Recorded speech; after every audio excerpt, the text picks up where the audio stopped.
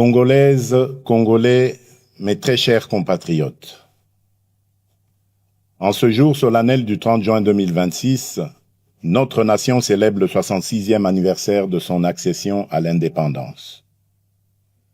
66 ans se sont écoulés depuis ce jour historique où le peuple congolais, après de longues années de domination coloniale, s'est levé dans sa dignité pour affirmer devant le monde son droit inaliénable à la liberté, à l'autodétermination et à la maîtrise de son destin. Le 30 juin n'est donc pas une simple date de notre calendrier républicain. Il est à la fois une mémoire, une promesse et une responsabilité. Il est la mémoire de celles et ceux qui, par leur courage et leur sacrifice, ont ouvert le chemin de notre liberté. Pour eux, l'unité, la dignité et la souveraineté du peuple congolais avaient plus de valeur que leur propre vie. Il est aussi la promesse faite à chaque génération de ne jamais renoncer à l'idéal d'un Congo libre, uni et souverain. Il est enfin une responsabilité, celle de protéger, d'approfondir et d'incarner chaque jour l'indépendance conquise par nos pères dans nos institutions, notre économie, notre diplomatie, notre défense nationale et notre engagement collectif au service de la République. En ce jour de communion nationale, je m'incline avec respect devant la mémoire de nos pères de l'indépendance, de nos héros nationaux, de nos martyrs et de tous les combattants de la liberté, connus ou anonymes, qui ont fait de ce pays une patrie libre. Je rends un hommage particulier à Joseph Kasavubu, à Patrice Emery Lumumba, ainsi qu'à tous les bâtisseurs de notre conscience nationale. Je rends également hommage à toutes les femmes et à tous les hommes qui, dans nos villages, nos villes, nos écoles, nos églises, nos administrations, nos mines, nos champs, nos marchés, nos entreprises et nos familles, continuent chaque jour par leur travail, leur courage et leur résilience de porter la République à bout de bras. Mes très chers compatriotes, cette année encore, notre fête nationale intervient dans un contexte grave. À l'est de notre pays, nos compatriotes continuent de subir les conséquences douloureuses de l'agression, de l'activisme des groupes armés, du terrorisme, des violences contre les civils, des déplacements forcés, des pillages, des prédations économiques et des violations répétées du droit international. Je pense en cet instant à nos frères et sœurs du Nord Kivu, du Sud Kivu, de l'Ituri, du Tanganyika, du Maniema et de toutes les zones meurtries par l'insécurité. Je pense aux familles endeuillées, aux déplacés contraints de vivre loin de leurs terres, aux femmes victimes de violences, aux enfants privés d'école, aux paysans privés de leurs champs, aux commerçants privés de leurs activités et aux jeunes privés de perspectives par la guerre et la peur. À chacun d'entre eux, je veux redire, au nom de la nation tout entière, vous n'êtes pas oubliés. Votre douleur est celle de toute la République et votre sécurité demeure une priorité absolue de mon action. Je rends un hommage solennel à nos forces armées, à notre police nationale, à nos services de sécurité ainsi qu'aux résistants patriotes Wazalendo engagés dans le cadre légal de la défense de la patrie. À vous qui tenez les lignes, qui défendez nos frontières et qui protégez nos populations, la nation reconnaissante vous dit merci. Votre courage est le rempart de notre souveraineté et votre engagement restera inscrit dans la mémoire de la République. Mes très chers compatriotes, l'année dernière, à la même période, je m'adressais à vous au lendemain d'avancées diplomatiques importantes, notamment dans le cadre de l'accord de Washington et des discussions de Doha.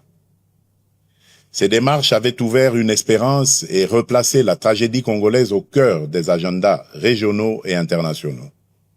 Elles ont surtout consacré une vérité essentielle: aucune paix durable dans la région des Grands Lacs ne peut se bâtir contre la souveraineté de la République démocratique du Congo, ni au détriment de la dignité de son peuple.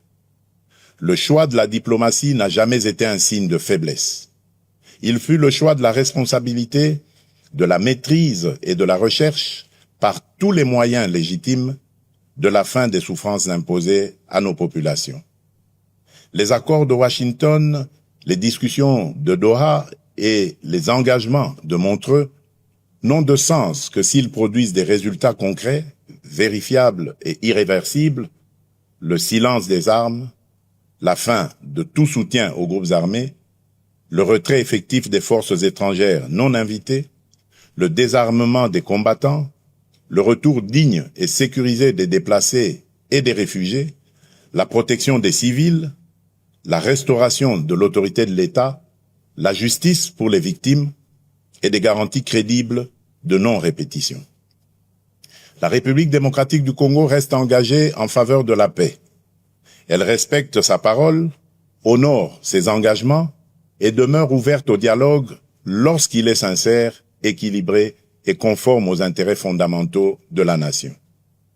Mais la paix ne peut être ni une mise entre parenthèses de la vérité, ni une récompense accordée à ceux qui prennent les armes contre la République, encore moins un compromis sur notre souveraineté, notre justice ou notre intégrité territoriale.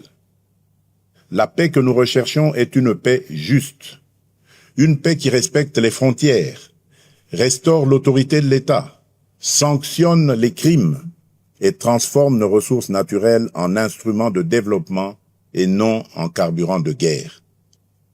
C'est cette paix-là que nous voulons, cette paix-là que nous défendrons. Je remercie nos partenaires qui accompagnent ces efforts, notamment les États-Unis d'Amérique, l'État du Qatar, l'Union africaine, l'Union européenne, les Nations unies, la SADC, l'EAC, la CIRGL, ainsi que tous les pays amis engagés en faveur de la paix dans notre région. La République démocratique du Congo ne sera plus réduite à l'image d'un pays que l'on convoite, que l'on pille ou que l'on déstabilise. J'en ai fait le serment devant la nation. Et depuis mon accession à la magistrature suprême, je travaille à faire reconnaître notre pays pour ce qu'il est véritablement appelé à devenir, c'est-à-dire un pilier de paix, de croissance, de transition énergétique, de stabilité régionale et de prospérité partagée en Afrique et dans le monde. Le regard porté sur notre pays est d'ailleurs en train de changer. La République démocratique du Congo n'est plus seulement perçue comme un territoire de crise, elle est désormais identifiée comme un pays solution, grâce notamment à nos minerais critiques, le cobalt, le cuivre, le coltan, le lithium, qui participent déjà à façonner l'avenir du monde et confèrent à notre pays un levier historique de repositionnement et de transformation. C'est dans cette perspective que s'inscrit le partenariat stratégique que nous construisons avec les États-Unis d'Amérique ainsi que ceux que nous entendons nouer avec nos autres partenaires. Tous doivent répondre à une exigence claire, servir les intérêts fondamentaux du peuple congolais, renforcer notre souveraineté, soutenir la paix, favoriser la transformation locale, sécuriser les chaînes de valeur et créer des emplois durables pour notre jeunesse. Le temps où nos minerais étaient extraits chez nous, exportés à l'état brut, valorisés ailleurs, puis revendus au monde pendant que nos populations demeuraient dans la pauvreté, appartient désormais au passé. C'est dans cette même perspective que la République démocratique du Congo assume la présidence de la Conférence internationale sur la région des Grands Lacs, la CIRGL, avec l'ambition d'en faire un cadre plus utile, plus responsable et plus efficace au service de la paix, de la sécurité, de la stabilité et du développement partagé. Nous y défendons des principes clairs de respect de l'intégrité territoriale des États, de non-ingérence, de lutte contre l'exploitation illégale des ressources naturelles, d'intégration économique, de sécurité collective et de responsabilité face aux engagements pris. C'est également cette voix que notre pays portera au Conseil de sécurité des Nations Unies, notamment lors de la réunion de haut niveau que j'aurai l'honneur de présider le mois prochain sur les liens entre ressources naturelles, paix, sécurité et développement durable. Notre message sera clair. Les ressources naturelles de la République démocratique du Congo ne doivent plus être regardées comme une malédiction. Elles doivent devenir un levier de paix, de prospérité, de souveraineté, de justice et de transformation pour le peuple congolais. Mes très chers compatriotes, la santé de nos populations demeure une priorité essentielle de notre action publique.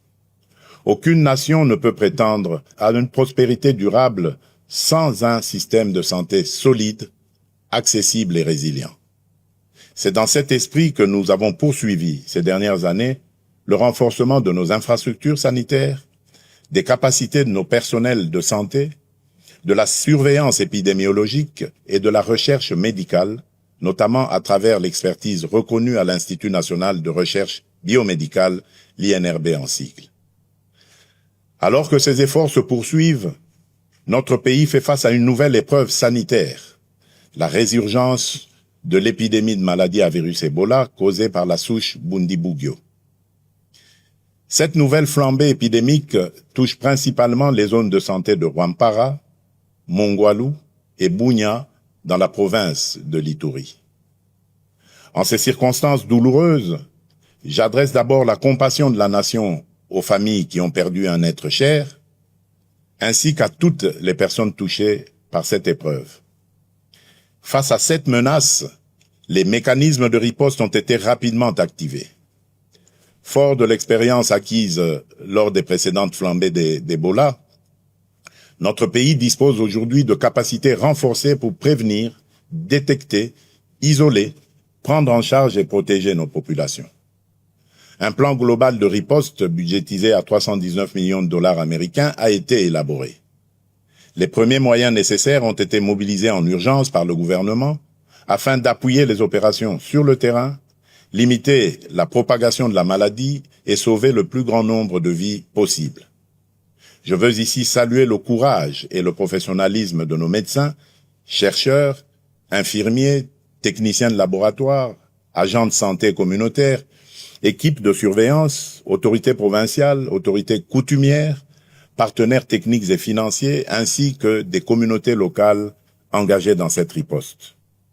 Dans des conditions souvent difficiles, parfois au contact même direct du danger, ces femmes et ces hommes protègent des vies, rassurent les familles, accompagnent les malades et renforcent la résilience de notre système de santé.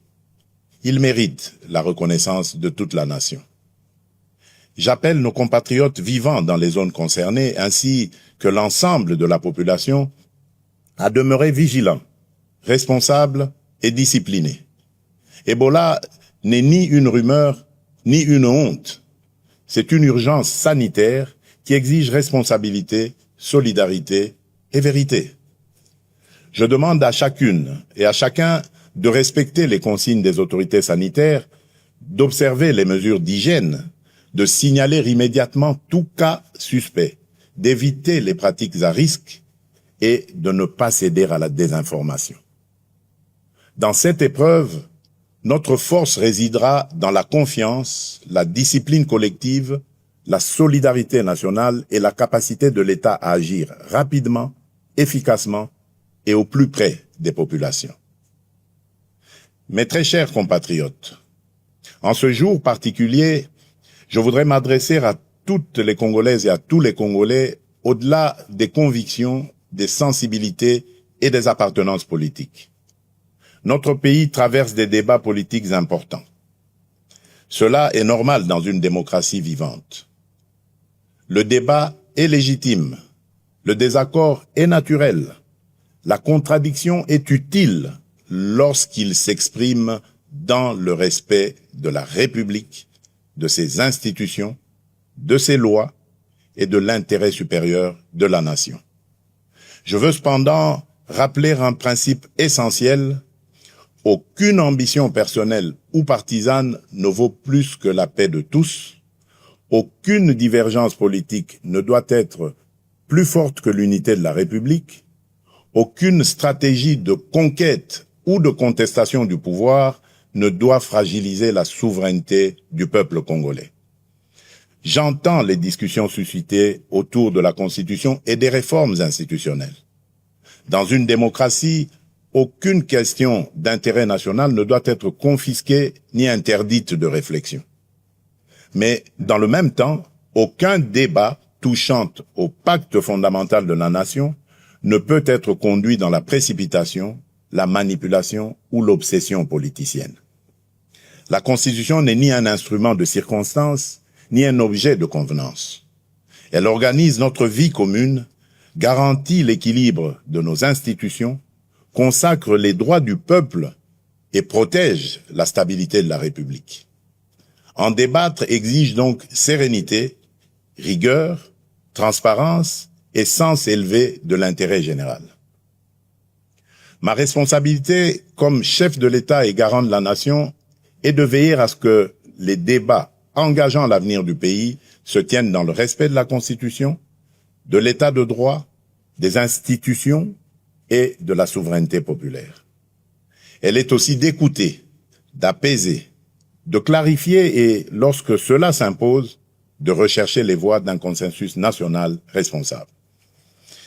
S'agissant de la loi référendaire adoptée par les deux chambres du Parlement, je tiens à rappeler qu'elle relève du fonctionnement normal de nos institutions et du principe de séparation des pouvoirs. Dans une république démocratique, le Parlement débat, délibère et légifère. Le président de la République, garant du bon fonctionnement des institutions, exerce les prérogatives que lui confère la Constitution. Les juridictions compétentes, quant à elles, veillent au respect de l'ordre constitutionnel et de l'état de droit. C'est dans cet esprit de coopération interinstitutionnelle et de respect de l'état de droit que j'ai déféré cette loi à la Cour constitutionnelle aux fins d'examen de sa constitutionnalité avant sa promulgation éventuelle conformément à l'article 160 alinéa 3 de notre Constitution. Cette démarche procède d'une conviction républicaine profonde. Dans une démocratie, aucune décision, aussi importante soit-elle, ne saurait s'affranchir des règles, des procédures et des garanties que nous impose la loi fondamentale. La République ne ferme pas la porte à aucun de ses enfants d'ailleurs, dès lors qu'ils choisissent la voie de la paix, du dialogue, du respect des institutions et de la loyauté envers la nation. Mais le dialogue ne peut être détourné de son sens. Il ne saurait devenir un instrument de pression, de contournement des institutions ou de remise en cause de la volonté du peuple telle qu'elle s'exprime conformément à la Constitution et aux lois de la République. Le peuple congolais est le seul souverain. Nul ne peut parler durablement au nom de la nation contre la nation elle-même. Nul ne peut prétendre défendre la démocratie tout en refusant les principes qui la fondent, à savoir le débat libre, le respect des institutions, la séparation des pouvoirs, la souveraineté populaire et la responsabilité devant le peuple. À ce stade, je voudrais surtout insister sur un point avec la plus grande fermeté: le recours à la violence, aux armes, à la haine, à la désinformation ou à toute forme d'atteinte à notre souveraineté et à notre intégrité territoriale ne saurait constituer un mode d'expression politique. Il ne peut en aucun cas ouvrir un droit particulier à la négociation, ni placer ceux qui menacent la République au-dessus de ceux qui respectent ses lois. Nous pouvons débattre, diverger et nous opposer dans le cadre républicain. Mais nous n'avons pas le droit d'affaiblir la nation au moment où elle fait face à des menaces existentielles. Face aux défis qui pèsent sur notre pays, l'unité nationale n'est pas une option, elle est une exigence historique, elle est un impératif absolu. J'appelle donc les acteurs politiques, de la majorité comme de l'opposition, les responsables sociaux, religieux, économiques, médiatiques et associatifs, ainsi que l'ensemble de la société civile, à faire preuve de hauteur, de retenue et de responsabilité. Mes très chers compatriotes, au milieu des épreuves que traverse notre nation, cette année nous aura également offert un puissant motif de fierté collective. Nos léopards viennent d'écrire une page historique du football congolais.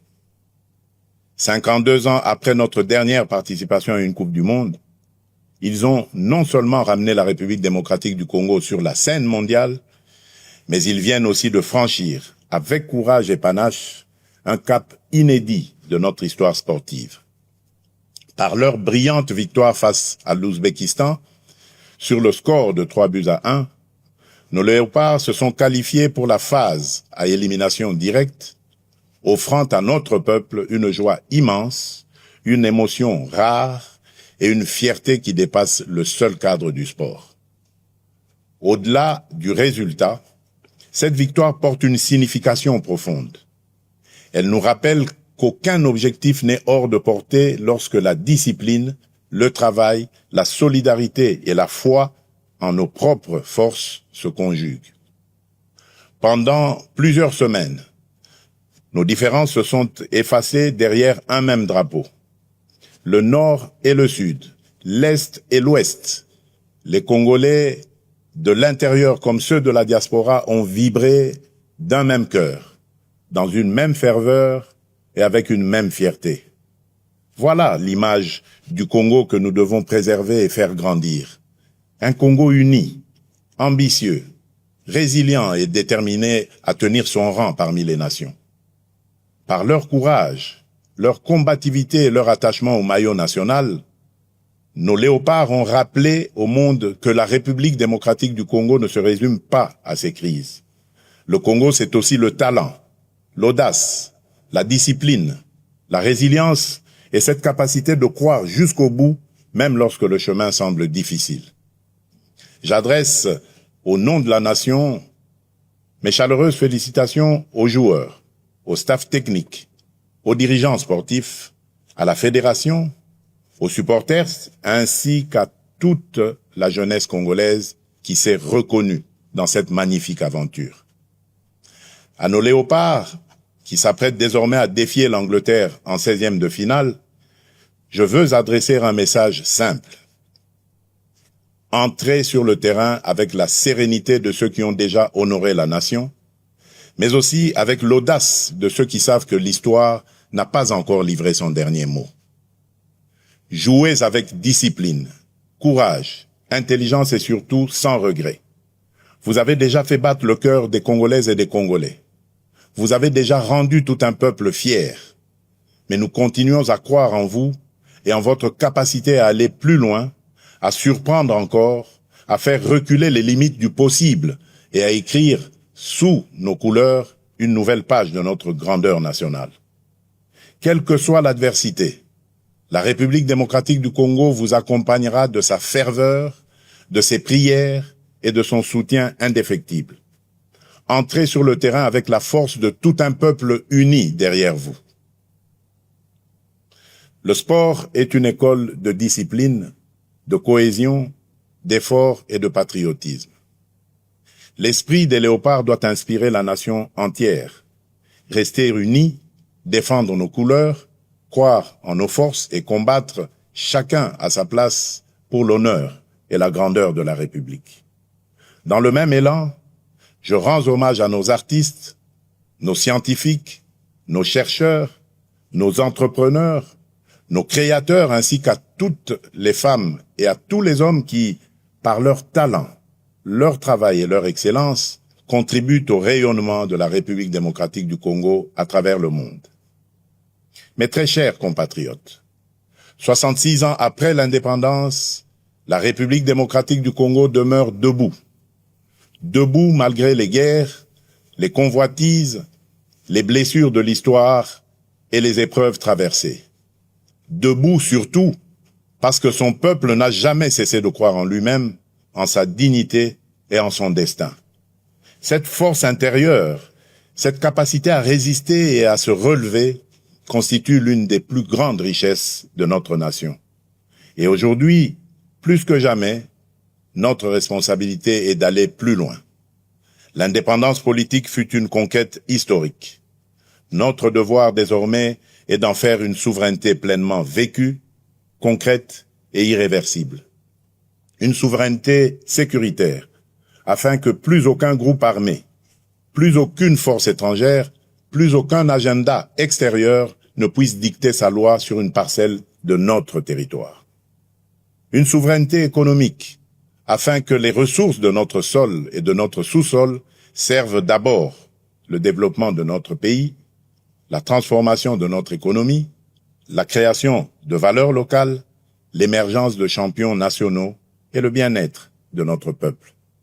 Une souveraineté numérique, afin que l'identité de nos citoyens, les données de notre pays et les services publics de notre État soient protégés, modernisés et mis au service des Congolaises et des Congolais. Une souveraineté diplomatique enfin, afin que la République démocratique du Congo parle au monde avec respect, clarté, dignité et fermeté. Voilà le sens profond que je donne à cette célébration, faire du 30 juin non seulement un moment de mémoire, mais aussi un appel au sursaut national. Notre République est une maison commune. Chacun y a des droits, des devoirs, une dignité à protéger et une responsabilité à assumer. C'est pourquoi nous devons regarder au-delà des urgences du moment et préparer avec méthode et détermination le Congo de 2030, de 2040 et de 2050. Le Congo que nous voulons léguer à nos enfants est un Congo en paix, moderne, prospère et respecté, un Congo où chaque enfant accède à une éducation de qualité, où chaque famille bénéficie de soins dignes, où chaque jeune peut trouver sa place, exercer son talent et réaliser ses ambitions, un Congo où les richesses nationales se transforment en emplois, en infrastructures, en services publics et en mieux-être pour le peuple. Ce Congo ne se construira ni par la résignation, ni par la division, ni par l'attente passive. Il se construira par le travail, la discipline, l'unité, la probité et le sursaut patriotique. Chaque Congolaise et chaque Congolais a une part à prendre dans cette œuvre nationale. L'enseignant qui forme avec conscience, le soldat qui protège avec honneur, le policier qui sécurise sans abuser, le médecin qui soigne avec dévouement, le fonctionnaire qui sert avec probité, le magistrat qui rend justice avec indépendance, l'entrepreneur qui crée des emplois, le jeune qui innove, les parents qui éduquent dans les valeurs, le citoyen qui respecte la loi et protège le bien public, la diaspora qui investit, transmet et valorise le pays. Comme le rappelait Nelson Mandela, avec la liberté viennent les responsabilités. Notre indépendance nous a donné une nation à aimer. Elle nous confie aussi une république à servir, à protéger et à élever. Car le patriotisme n'est pas seulement un sentiment. Il est une conduite, une discipline, une manière de servir, de protéger, de respecter et d'élever la nation. En ce 30 juin, levons-nous avec confiance, courage et amour pour la patrie. Unis dans la vérité, fermes dans la souveraineté, responsables dans l'action, solidaires dans l'effort, confiants dans l'avenir. Bonne fête de l'indépendance à toutes et à tous. Que Dieu bénisse la République démocratique du Congo, son peuple et tous ceux qui l'ont choisi comme pays de résidence. Je vous remercie.